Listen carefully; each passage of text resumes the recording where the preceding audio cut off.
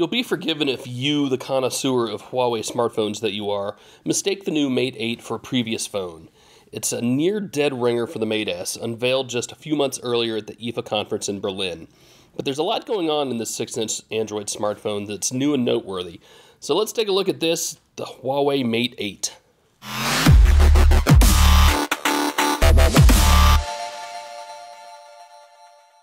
It's tempting to try to give the Mate 8 flagship status simply because of its size.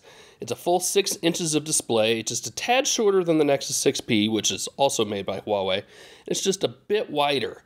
Really, though, you can think of it as a larger Mate S.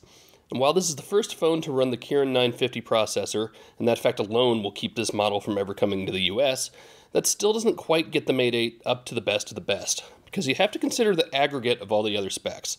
The display is only 1080p resolution, and this is in a world in which we're starting to see 4K screens in phones. The 16-megapixel rear camera can only shoot video at 1080p and 30 frames per second. But what you do get is a seriously solid phone that lasts damn near forever. Again, the display plays a big part of that. Fewer pixels means you need less power. But the Kirin 950 also promises great improvements in performance, some 40% they say, with power consumption down by as much as 60%. That's all done with 4 Cortex A72 cores and 4 A53 cores, plus a new i5 coprocessor for the really low-power sensor hub type tasks. And this is all being powered by a pretty massive 4,000 mAh battery.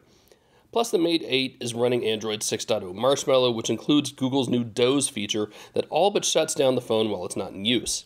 Ultimately, it means a phone that can last a really long time. With light use, we've gone 4 and 5 days without actually having to charge it. In normal daily use, we've been wrapping up our day with a good 20 to 30 percentage points more than what we're used to from a 3,000 mAh phone. Speaking of charging, you'll do so over micro USB and not the newer USB-C, but there is fast charging built in. The Mate 8 also has Huawei's excellent fingerprint scanner and security, which is identical to what we've been enjoying on the Nexus 6P and is just as easy to use. The software is where the larger story comes in. The Mate 8 is running Android 6.0 Marshmallow with Huawei's EMUI user interface on top. And this is EMUI 4.0, and there are a bunch of useful features baked in, including the ability to run apps side by side, an intelligent voice recorder that lets you choose the direction the important sound is coming from, and all sorts of power and memory management options. Plus, it's got themes built in.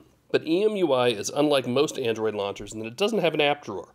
Any and all apps are placed onto home screens. Plus, Huawei skins the pre-installed apps and puts background on other apps you install, and they're all just sort of turned into a roundish square mess, whether the app developer wanted it or not. Basically, it's as close as you can get to having iOS home screens on Android. But moreover is that there are a few big things that remain broken after also being broken on a number of previous Huawei phones. The notification section is a bit of a mess anyway, but particularly in that Google notifications often aren't readable thanks to black text on dark backgrounds. This has continued to be a problem for Huawei, and it's something that it has to address.